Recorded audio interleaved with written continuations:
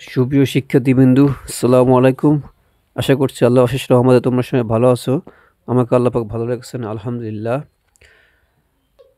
আজকে আমি তোমাদেরকে যে বিষয়টি নিয়ে আলোচনা করব সেটি হচ্ছে আবৃত দশমিক ভগ্নাংশের যোগ, বিয়োগ, ভাগ, গুণ।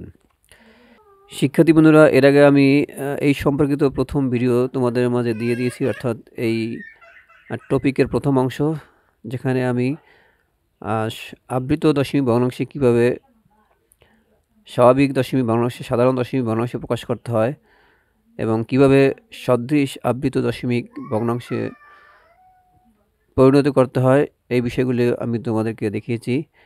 আজকে দেখাবো আবৃত দশমিক ভগ্নাংশের যোগ, বিয়োগ, ভাগ, গুণ। তোমাদের কাছে আমি একটি অনুরোধ করছি, সেটা হচ্ছে তোমরা যারা প্রথম ভিডিওটি দেখোনি তাদেরকে প্রথম ভিডিওটি আমি দেখার অনুরোধ করছি। তাহলে আজকের অংশটি, আজকের যে পার্টটি তোমরা আশা করছি বুঝতে পারবে। আর প্রথম ভিডিওটি না দেখলে তাহলে তোমাদের জন্য এটি কঠিন হয়ে যাবে। এই জন্য তোমাদের অনুরোধ করছি প্রথম অংশটি তোমরা দেখে আসো, যেটি আমার ইউটিউব চ্যানেলে আছে। তারপরে শিক্ষার্থী বন্ধুরা, আমি চেষ্টা করব যেগুলো অতি দরকারি সেগুলো সম্পর্কে আলোচনা করার, যেগুলো আমার ভিডিওটি শুরু থেকে শেষ পর্যন্ত দেখবে ইনশাল্লাহ। তাহলে তোমরা এই বিষয়টি সম্পর্কে জানতে পারবে, বুঝতে পারবে আশা করছি। আর তোমাদের কাছে আমার একটি অনুরোধ, তোমরা আমাকে সাহায্য সহযোগিতা করবে এবং আমার চ্যানেলটি সাবস্ক্রাইব করে রাখবে, বেশি বেশি লাইক, কমেন্ট, শেয়ার করবে, যাতে অন্যরাও আমার ভিডিওগুলো দেখতে পারে এবং আমিও যাতে উৎসাহিত হই তোমাদের জন্য আরও নতুন নতুন ভিডিও তৈরি করতে পারি, সুন্দর সুন্দর ভিডিও তৈরি করতে পারি। সেই জন্য তোমাদের সহযোগিতা কামনা করছি।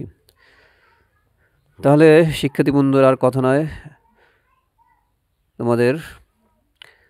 তাহলে আজকে শুরু করছি আবৃত দশমিক ভগ্নাংশের যোগ, বিয়োগ, ভাগ, গুণ।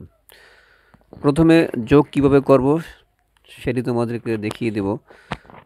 দেখো এখানে যোগ, তাহলে প্রথমে আমাদের একটি উদাহরণ আছে যে 3.8989 উপর পৌনপুনিক, 2.17878 উপর পৌনপুনিক, তারপর আছে 5.897 থেকে 798 থেকে 8 পর্যন্ত পৌনপুনিক। অর্থাৎ প্রথমটি এবং শেষের টির উপর পৌনপুনিক থাকলে আসলে সবগুলোর উপরেই পৌনপুনিক আছে, এরকম বোঝানো হয়। এখন এই যোগগুলো, এই তিনটি আবৃত দশমিক ভগ্নাংশের যোগ আমাদের করতে হবে। তাহলে প্রথমে আমাদেরকে যেটা করতে হবে সেটি হচ্ছে আগে তোমার সদৃশ আবৃত দশমিক ভগ্নাংশে পরিণত করতে হবে। সদৃশ আবৃত দশমিক ভগ্নাংশে পরিণত করে নিতে হবে। সদৃশ আবৃত দশমিক ভগ্নাংশে কীভাবে পরিণত করতে হয় সে বিষয়ে আমি প্রথম অংশে আলোচনা করছি। এখানেও আজকে আমি হালকা পাতলা আলোচনা করার চেষ্টা করব ইনশাল্লাহ। তা সদৃশ আবৃত দশমিক ভগ্নাংশে পরিণত করতে হলে প্রথমে আমাদেরকে এই যে তোমার আবৃত অংশ আছে এবং অনাবৃত অংশ আছে, অর্থাৎ দশমিকের পরে যে আবৃত অংশ আছে এবং অনাবৃত অংশ আছে, এইগুলো কিন্তু প্রত্যেকটিতে সমান করতে হবে। কীভাবে সমান করবা? প্রথমে দেখবা যে এখানে তিনটির মধ্যে আসলে সবচেয়ে বেশি অনাবৃত অংশ আছে কোন আবৃত দশমিক ভগ্নাংশে। দেখো তাহলে এখানে দশমিক পরে আসলে অনাবৃত অংশ নেই, এখানে দশমিক পরে একটি অনাবৃত অংশ আছে, এটি অনাবৃত অঙ্ক আছে এবং এখানে দশমিক পরে দুইটি অনাবৃত অঙ্ক রয়েছে। তাহলে আমাদের সবচেয়ে বেশি রয়েছে এই আবৃত দশমিক ভগ্নাংশে অনাবৃত অঙ্ক সংখ্যা সবচেয়ে বেশি। তাহলে প্রত্যেকটিতে আমাদেরকে দুটি করে অনাবৃত অঙ্ক তৈরি করতে হবে এবং আবৃত অঙ্ক তৈরি করতে হবে। তোমার এখানে দেখো, এখানে আবৃত অঙ্ক আছে দুটি, এখানে আছে দুটি, এখানে আছে তিনটি। তাহলে 2, 2, 3, এই 2, 2, 3-এর লসাগু হচ্ছে তোমার 6। তাহলে আমাদের 6টি করে আবৃত অংশ এবং দুটি করে অনাবৃত অংশ তৈরি করতে হবে। এইভাবে তৈরি করে আমাদেরকে প্রথমে সদৃশ আবৃত দশমিক ভগ্নাংশে তৈরি করে তারপর যোগ করতে হবে। তাহলে প্রথমটিতে আসলে আমরা কীভাবে করেছি দেখো, 3 দশমিক, এখানে কিন্তু এই যে 8 আর 9কে আমরা বৃদ্ধি করে আমরা এখানে টোটাল 6টি আর 8টি অঙ্ক তৈরি করব, 8টি অঙ্ক তৈরি করব। তাহলে আমরা এখানে লিখব 8, 9, 8, 9, 8, 9, 8, এরকম 8টি অঙ্ক তৈরি করার পরে শেষের 6টি অঙ্কতে আমরা পৌনঃপুনিক দিব। প্রথম অঙ্ক দুটিতে আমরা পৌনঃপুনিক দিব না, তাহলে 2টি অনাবৃত এবং 6টি আবৃত অঙ্ক তৈরি হয়ে যাবে। 2টি অনাবৃত অঙ্ক এবং 6টি অনাবৃত অঙ্ক তৈরি হয়ে যাবে। এরপরে শিক্ষার্থীবৃন্দরা তোমরা আরও 2টি অঙ্ক বাড়তি তৈরি করবে যোগ করার সুবিধার জন্য। আরও আমি এখানে দেখো, এখানে কিন্তু আরও 2টি অঙ্ক বাড়তি নিয়েছি। এটা শুধু যোগের জন্য, যোগ করার জন্য তোমাকে আরও 2টি বাড়তি অঙ্ক তৈরি করতে হবে। এর পরবর্তী যেটা আসছে সেটিকে কীভাবে সদৃশ করেছি এখানে দেখো শিক্ষার্থীবৃন্দরা। এখানে সদৃশ করার জন্য আমাকে এখানেও দশমিক পরে টোটাল 8টি অঙ্ক দরকার হবে। তাহলে 8টি অঙ্ক আমরা তৈরি করবো 7 এবং 8-এর মাধ্যমে, কারণ 7-8কে কিন্তু বৃদ্ধি করতে পারি। এবার 7-8কে বৃদ্ধি করে আমরা এখানেও 8টি অঙ্ক তৈরি করতে হবে। 1কে আমরা বৃদ্ধি করতে পারবো না, কারণ 1-এর উপর কোনো পৌনঃপুনিক নাই। তো 7-8কে বৃদ্ধি করতে পারবো। তোমরা জানো যে পৌনঃপুনিক কথার অর্থ হলো যে অঙ্কগুলো বারবার আসে। তাই সুতরাং এই 7 আর 8কে কিন্তু আমি বৃদ্ধি করে আমার কাঙ্ক্ষিত সেই 8টি অঙ্ক তৈরি করতে হবে। এরপরে আরও 2টি বাড়তি অঙ্ক আমরা নেব যোগের জন্য। তাহলে আমরা 1 7 8 7 8 7 8 তারপর 7, তারপরে এই দাগের পরে আরও 2টি অঙ্ক বাড়তি নিতে হবে, সেটি হচ্ছে 8 আর 7। এবার আমাদের পর্যায়ক্রমে কিন্তু বাড়িয়ে লিখতে হবে, এরপর তৃতীয়টি আমরা ওইভাবে করেছি। দেখো এখানে 8 9-এর উপরে যেহেতু পৌনঃপুনিক নেই, 8 9-কে বাড়াতে পারবো না। আমরা 7 9 8-কে আমরা পর্যায়ক্রমে বাড়িয়ে এখানেও 8টি অঙ্ক তৈরি করব। তারপর দাগের পরে আরও 2টি অঙ্ক বাড়তি তৈরি করব। তৈরি করার পরে এখন আমরা যদি যোগ করি তাহলে এখানে পাবো 5, এখানে পাবো আমরা 5। তারপরে আমাদের হাতে কিন্তু 2 থাকবে, সেখানে হাতে 2 সহ যদি আমরা এগুলো যোগ করি তাহলে 6 পাবো, 7 পাবো, 5 পাবো, 6 7 5 7 9, তারপরে দশমিকের জায়গা দশমিক, তারপরে আমরা পাবো এখানে 11। যোগ আসলে যোগ তো যোগের মধ্যেই করবে, যোগের কোনো সমস্যা নেই। আর যোগের ফলেও তোমরা কিন্তু শেষের 6টি অঙ্কের উপরে পৌনঃপুনিক দিবে, প্রথম অঙ্ক দুটির পৌনঃপুনিক দেবে না। স্বাভাবিকভাবে যদি যেভাবে যোগ করো ওইভাবে তোমাদের এগুলো যোগ করতে হবে। এরপরে তোমাদের অ্যান্সার হবে কিন্তু এটি। এখন প্রশ্ন হলো আমি এখানে কেন বাড়তি 2টি অঙ্ক নিয়েছি এই বিষয়ে তোমাকে বলি। আর যেহেতু আমাদের পৌনঃপুনিক আবৃত দশমিক ভগ্নাংশে আমি চাইলে অনেক সংখ্যক অঙ্কই বাড়িয়ে লিখতে পারি। আমাদেরকে আসলে এই পর্যন্ত শেষ নয়, আমি আরও যেহেতু অঙ্ক চাইলে বাড়িয়ে লিখতে পারি বা আমাদের আরও অঙ্ক আছে, সুতরাং আমাদের হাতের সংখ্যাটি পাওয়ার জন্যই কিন্তু মূলত আমাদের এইভাবে 2 ঘর বাড়িয়ে লিখতে হয়েছে। তাহলে কিন্তু তোমরা এইভাবে 2 ঘর বাড়িয়ে লিখলে সঠিকভাবে অ্যান্সারটি লিখতে পারবে। আর যদি 2 ঘর এরকম বাড়িয়ে না লেখো তাহলে কিন্তু হাতে কত থাকবে সেটি কিন্তু তোমরা জানতে পারবে না। তাহলে অ্যান্সারের জায়গায় তোমরা কিন্তু এইভাবে লিখবে, অর্থাৎ এই 55 কিন্তু আর লেখা যাবে না। তাহলে এটি হচ্ছে তোমার কাঙ্ক্ষিত অ্যান্সার। আশা করি শিক্ষার্থী বন্ধুরা তোমরা ব্যাপারটি বুঝতে পেরেছ। এরপর আমি আরেকটি উদাহরণ তোমাদেরকে দেখাচ্ছি। সুপ্রিয় শিক্ষার্থীবৃন্দু দেখো, এরপর আরেকটি উদাহরণ আছে, 8.9478 আর 4 থেকে 8 পর্যন্ত পৌনঃপুনিক আছে। এখানে 2.346, এখানে কোনো আসলে পৌনঃপুনিক নেই। তারপর আছে 4.7171 উপরে পৌনঃপুনিক।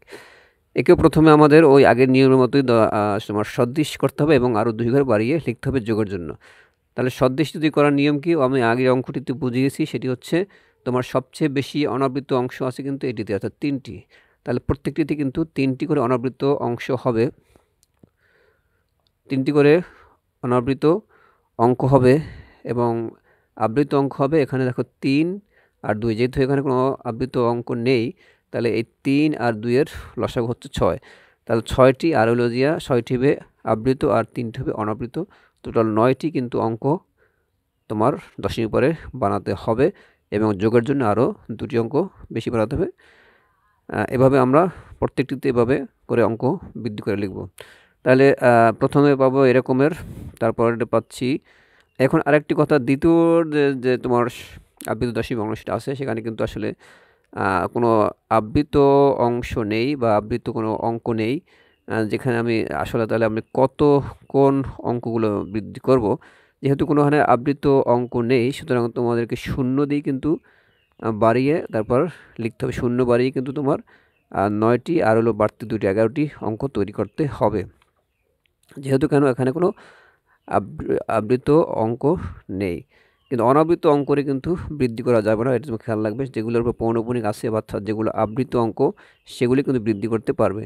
আর কীভাবে বৃদ্ধি করতে হয় সেটি কিন্তু আমি আগের অঙ্কতে দেখিয়েছি। এরপরে তোমাদেরকে তৃতীয়টি এভাবে বৃদ্ধি করে লিখতে হবে। তারপরে আবারও সেই তুমি যোগ যদি করো, তা যোগ করলে তোমরা কাঙ্ক্ষিত ফলাফল পেয়ে যাবে। এখানে বাড়তি কেন নিয়েছি 2টি ঘর সেটি আগের অঙ্কে বুঝিয়েছি। সুতরাং এখানে আর না, আশা করছি না বুঝলে চলবে তোমার এখানে। তাহলে আমরা কাঙ্ক্ষিত যে ফলাফলটি পাচ্ছি সেটি হচ্ছে 16.011919565 এরকম এটি। আর 0 থেকে 9 পর্যন্ত 5 পর্যন্ত তোমার পৌনঃপুনিক থাকবে। তাহলে এটি হচ্ছে তোমাদের কাঙ্ক্ষিত অ্যান্সার। তাহলে শিক্ষার্থী বন্ধু, আশা করছি তোমরা যোগের ব্যাপারটি বুঝতে পেরেছ। এরপরে শিক্ষার্থী বন্ধুরা যেটি তোমাদের যে বিষয় নিয়ে আলোচনা করবো সেটি হচ্ছে বিয়োগ।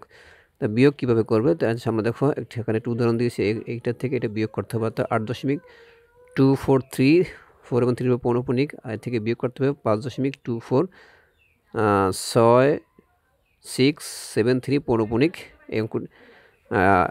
এটা থেকে এটি বিয়োগ করতে হবে। এটা থেকে এটি কী করতে হবে, এই আবৃত দশমিক ভগ্নাংশ থেকে এই আবৃত দশমিক ভগ্নাংশটি বিয়োগ করতে হবে। এখানেও কিন্তু প্রথমে আমাদেরকে সদৃশ আবৃত দশমিক ভগ্নাংশে পরিণত করতে হবে যোগের মতো, এবং আরও 2টি বাড়তি তোমার অঙ্ক লিখতে হবে তোমার সঠিকভাবে বিয়োগটি পাওয়ার জন্য। অর্থাৎ হাতে আমাদের কিছু আছে কি না, কিছু থাকে কি না, মানে আমি বিয়োগ করার সময় তো আমাদের উপরে ছোটো সংখ্যা হলে আমাদেরকে 1 ধরতে হয়। তো এরকম কোনো সংখ্যা আমরা ধরছি কি না সেটি পাওয়ার জন্যই মূলত আমাদেরকে 2 ঘর বাড়তি লিখতে হবে, 2টি অঙ্ক করে বাড়তি লিখতে হবে। এটা হুবহু যোগের মতোই, এখানে আর কিছু না, শুধু এখানে বিয়োগ করতে হবে। তাহলে আমরা এখানে আর বিস্তৃত কথা বলবো না। তাহলে উপরের এই অঙ্কটিকে, উপরে আবৃত দশমিক ভগ্নাংশটিকে প্রথমে সাদৃশ করবো, তারপর 2টি অঙ্ক বাড়িয়ে লিখবো, তারপর নিচেটিকে সাদৃশ করে 2টি অঙ্ক বাড়িয়ে লিখবো। সাদৃশ কীভাবে করতে হয় সেটি তোমাদেরকে আগেই বুঝিয়েছি। এরপর যদি আমরা বিয়োগ করি, দেখো এখানে আসলে 14 থেকে 7 গেলে থাকবে 7, তারপরে এখানে 1 আমাদের 6 7 যোগ করে তাহলে 7, 13 থেকে 7 বিয়োগ করলে থাকবে কিন্তু 6। তো এখানে আমরা 1 ধরতে হবে। 1 কিন্তু আসলে আবার পরবর্তীতে 4 3-এর সাথে যোগ করে আমাদেরকে তোমার এরকম যোগ করে তারপরে কিন্তু অঙ্ক করতে হবে, বিয়োগ করতে হবে। তো এই যে হাতে আমার 1 আমরা এখানে পেয়েছি, এখানে হাতে যে 1 পেয়েছি, এই আমরা 3-এর সাথে যে 1 ধরেছি, এই 1টি মূলত পাওয়ার জন্যই কিন্তু আসলে এই তোমার বাড়তি 2টি অঙ্ক লিখতে হবে। এই যে যোগের সময় বিয়োগের সময় কিন্তু এটা তোমরা খেয়াল রাখবে। যদি বাড়তি অঙ্ক যদি না লেখো তাহলে কিন্তু তোমার হাতে যদি কিছু থাকে তাহলে সেটি কিন্তু তোমরা আর পাবে না, তখন কিন্তু আসলে রেজাল্ট ভুল হয়ে যাবে।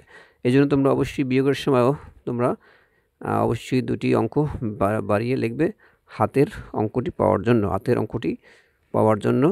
তাহলে কিন্তু তোমরা সঠিকভাবে ফলাফলটি পাবে। তাহলে এখানে বিয়োগ ফল হচ্ছে কিন্তু, তাহলে কাঙ্ক্ষিত তোমার বিয়োগ ফল হচ্ছে এটি। এখানে 6 7 আর লেখা যাবে না, আর দশমিক থাকবে আবৃত দশমিক, অর্থাৎ তোমার পৌনঃপুনিক চিহ্ন থাকবে 6 থেকে 0 পর্যন্ত এই জায়গায়। তাহলে এটি তোমার সঠিক অ্যান্সার। এখানে আরেকটি উদাহরণের মাধ্যমে তোমাদেরকে বিয়োগ বুঝিয়ে দেওয়ার চেষ্টা করছি। সেটি হচ্ছে, দেখো এখানেও তোমার এই আবৃত দশমিক ভগ্নাংশ থেকে এটি বিয়োগ করতে হবে। তাহলে আমরা আগের মতো আবৃত দশমিক ভগ্নাংশ দুটিকে প্রথমে সদৃশ আবৃত দশমিক ভগ্নাংশে পরিণত করব, তারপর আরও 2টি বাড়তি করে অঙ্ক লিখবো আগের মতোই। লেখার পরে আমরা কিন্তু বিয়োগ করবো, তাহলে কিন্তু আমরা সঠিক ফলাফল পেয়ে যাবো এই 2টি এরপরে আমি তোমাদেরকে ভাগ এবং গুণ শিখাবো ইনশাল্লাহ। এখানে একটি গুণের উদাহরণ তোমাদেরকে বুঝতে চেষ্টা করছি। যেমন এখানে 0.28 এটির পৌনঃপুনিক এতকে তোমার 42.18 পৌনঃপুনিক দ্বারা গুণ করতে হবে।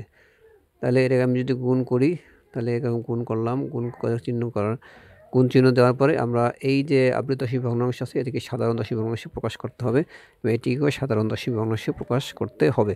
তো সাধারণ দশমিক প্রকাশ করার নিয়ম কি, সেগুলো আমি এই সম্পর্কিত আরও ভিডিও আমি করেছি, প্রথম অংশে আমি এগুলো দেখিয়েছি। তো এখানেও আজকে তোমাদের জন্য সামান্য কিছু আলোচনা করছি।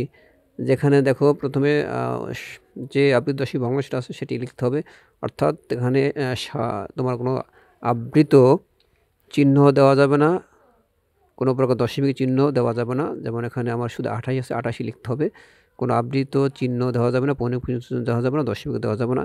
এরপর বিয়োগ করতে হবে যতগুলো অঙ্কের উপরে কোনো পৌনঃপুনিক নেই, সে দশমিকের আগের হোক অথবা দশমিকের পর হোক, যতগুলো অঙ্কের উপরে পৌনঃপুনিক থাকবে না ততগুলো অঙ্ক বিয়োগ করতে হবে। তাহলে 28 থেকে আমরা 2 বিয়োগ করবো, 2-এর কোনো পৌনঃপুনিক নেই। এর নিচে হবে কিন্তু, আর নিচে হবে দশমিকের পরে যতগুলো অঙ্কের উপরে পৌনঃপুনিক থাকবে ততগুলো 9 আগে লিখতে হবে, এবং দশমিকের পরে যতগুলো অঙ্কের উপর পৌনঃপুনিক থাকবে না ততগুলো 0 লিখতে হবে।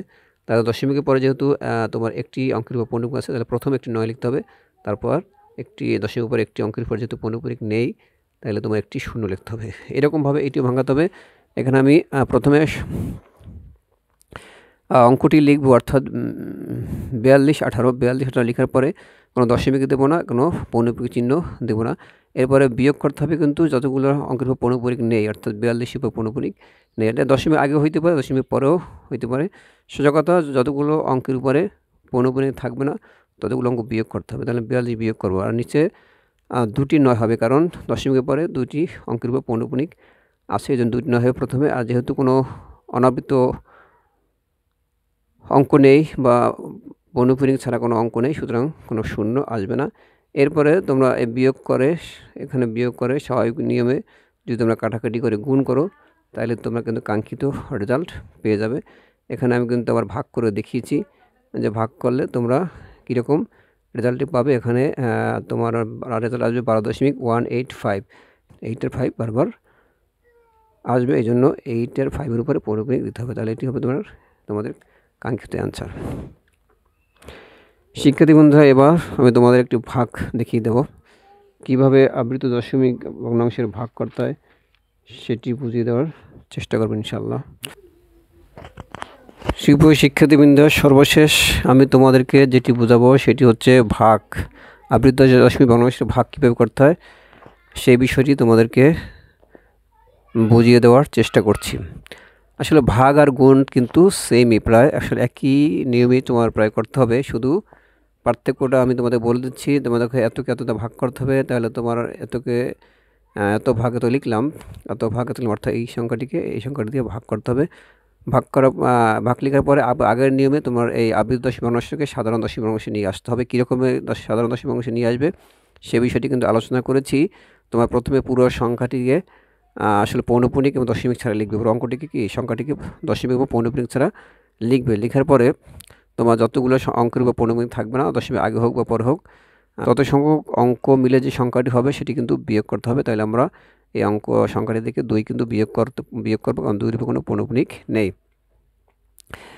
এরপরে আমার নিচে 9 হবে কয়টি? নিচে 9 হবে কিন্তু আসলে তোমার 4টি, কারণ দশমিকের পরে 4টি পৌনঃপুনিক অঙ্ক আছে, তো 4টি 9 হবে, এবং দশমিকের পরে কোনো অনাবৃত অঙ্ক নেই, এই জন্য 0 কিন্তু আসবে না। তারপরে তোমার এটিকে যদি আমি ভাঙাই তাহলে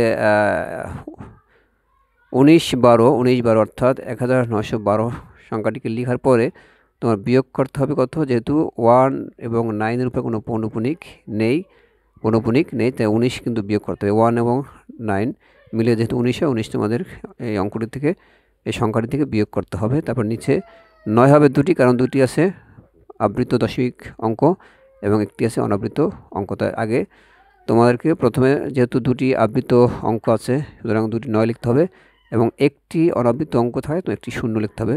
9 আগে লিখতে হবে, তারপরে 0 লিখতে হবে। এরপরে যদি আমরা বিয়োগ করি, বিয়োগ করার পরে এইভাবে পাবো, বিয়োগ করার পরে তারপর আছে ভাগ চিহ্ন কিন্তু আমাদের গুণ দিতে হবে। আগের পরিবর্তে আমাদের গুণ দিয়ে আসলে ডান পাশেরটি উল্টিয়ে লিখতে হবে, কারণ পাশেরটি কি উল্টিয়ে লিখতে হবে। এই নিয়মগুলো আশা করছি তোমরা জানো। এরপরে যদি তোমরা স্বাভাবিক নিয়মে গুণ করো, কাটাকাটি করো, তাহলে তোমরা আসলে পেয়ে যাবে, তোমাদের ফলাফল পেয়ে যাবে।